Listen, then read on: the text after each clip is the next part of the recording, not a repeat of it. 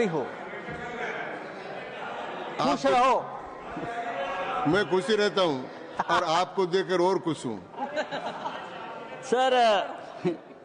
Sir मैं देख रहा हूं कल से दोनों सदनों में गरीब मुसलमानों की बहुत चिंता हो रही है। अचानक इतनी चिंता हो रही है कि मुझे डर लगने लगा है, और मुसलमान भी डरे, हिंदू भी डरे हैं कि इतनी चिंता गरीब मुसलमानों की क्यों हो रही है। रिजू जी, मैंने आपका भाषण सुना, फिर गृह मंत्री जी का भाषण सुना। मुसलमानों की इतनी चिंता बैरिस्टर जिन्ना भी नहीं करते थे। बैरिस्टर मोहम्मद अली जिन्ना ने भी कभी इतनी चिंता मुसलमानों की नहीं की थी, वो आप कल से कर रहे हो।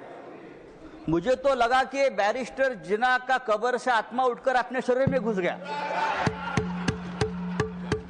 ऐसा मत करो। हमें पहले लगता था कि हम सब मिलकर एक हिंदू राष्ट्र बना रहे हैं, लेकिन आपका भाषण ये आपके सब देखकर मुझे लगा आप हिंदू पाकिस्तान बनाने जा रहे हो। ये सर, जिस तरह से ये आपने ये बिल जो आप लेकर आए हैं, ये लोगों का ध्यान भटकाने की एक रणनीति है। कल ही प्रेसिडेंट ट्रंप ने हिंदुस्तान के ऊपर 26% टैरिफ का आक्रमण किया,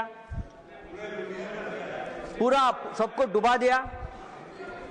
तो ये असली मुद्दा जो है, उसी दिन आपने ये बिल लेकर आए हो, उसी दिन डाइवर्ट करने के लिए, उसी दिन चर्चा होनी चाहिए थी कि ये बिल जो प्रेसिडेंट ने, जो ट्रंप ने जो टैरिफ लगाया, उसे हमारे देश के ऊपर क्या प्रभाव पड़ेगा, हमारी अर्थव्यवस्था गिरेगी, हमारा रुपया गिरकर मर जाएगा।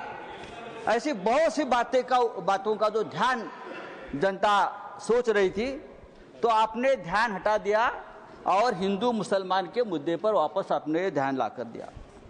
जब भी बेरोजगारी, महंगाई, आर्थिक मुद्दे आते हैं, तो आप इस प्रकार के धार्मिक मुद्दे लेकर आते हो और 2 दिन, 4 दिन, 5 दिन चर्चा आप कर लेते हो।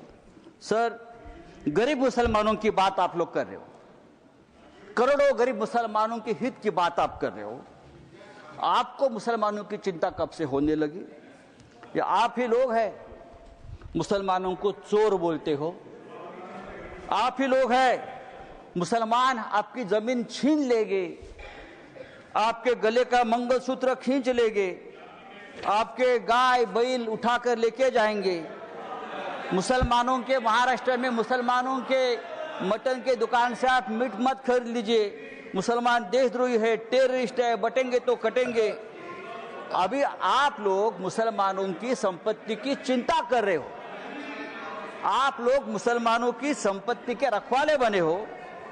लेकिन मैं आपको बताता हूं भाई साहब, आप मुझे कुछ मत सिखाइए, मैं बहुत पढ़ लिख कर आया हूं यहाँ, चिंता मत करिए। मैं हिंदुत्व भी पढ़ा हूं और सब कुछ पढ़ा हूं, और आप अभी नए मुल्ला बन गए हो हिंदुत्व के। आप हमें मत सिखाइए, हमारा जन्म हिंदुत्व के काम के लिए हुआ है। कल गृह मंत्री जी का भाषण में सुन रहा था, गृह मंत्री बोल रहे हैं कि हम 2025 के पहले वाली जो मस्जिद, मदरसे, दरगाह को हाथ नहीं लगाएंगे, लेकिन जो रिक्त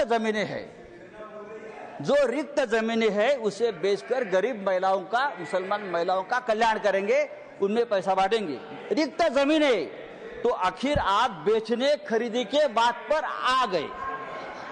जिसका डर था कि जमीन बेचेंगे, जमीन खरीदेंगे, या ये जो आपका मूल उद्देश्य है बिजनेस, व्यापार, उसके ऊपर आए, आप चुप नहीं बैठेंगे, आप जमीन बेचकर ही रहेंगे।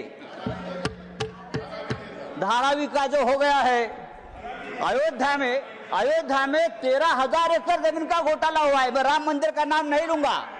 अयोध्या में 13,000 एकड़ जमीन का घोटाला हो गया है।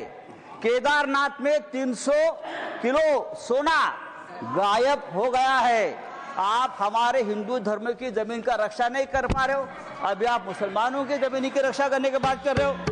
सर, डिफेंस की जमीन आपने बेच दी अयोध्या में, किसको बेच दी?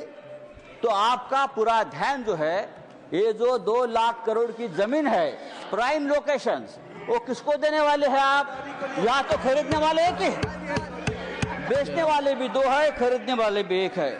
तब अगर आपको जमीन की चिंता है, अगर आपको जमीन की चिंता है, तो हमारे कश्मीर पंडित ही है, अब कश्मीर के हमारे पंडित भाई है, 40,000 कश्मीरी पंडित की अब तक जमीन नहीं मिली है, घर नहीं मिला है।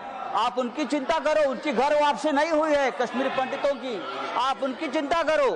सर, लद्दाख में चाइना घुसकर हमारे जमीन पर कब्जा कर बैठा है, 40,000 वर्ग किलोमीटर। आप हमारे चाइना के जो कब्जे में जमीन है, आप उसकी चिंता करो। आप हाँ दीजिए, हम रक्षा करेंगे, हमारा देश है। तो ये जो आपने एक बिल लाया है संजय जी, ये जो आपने बिल लाया है, वो आपका उद्देश्य साफ नहीं है। आप वो जमीन का व्यवहार करना चाहते हैं। अभी तो बड़ी बड़ी बातें, मीठी मीठी बातें आप करते हो, लेकिन आप व्यापारी लोग हो। व्यापारी लोग ऐसे ही करते हैं, मीठी मीठी बातें करते हैं और फिर ये सब बेचकर भाग जाते हैं। नीरव मोदी जैसे जो आपके ही लोग हैं, विजय मल्ल्या, मेहुल चोकसी भाई साहब। तो मैं आपको बोल रहा हूं, ये जो बिल लाया है, thank you Sanjay ji, thank you. ये बिल हमारे समाज के हित में नहीं है, हमारे देश के हित में नहीं है। आप फिर एक बार इस देश में तनाव पैदा करना चाहते हैं, फिर एक बार इस देश में दंगे भड़काना चाहते हैं, लेकिन आप ये धंधे बंद करो। धन्यवाद। Thank you.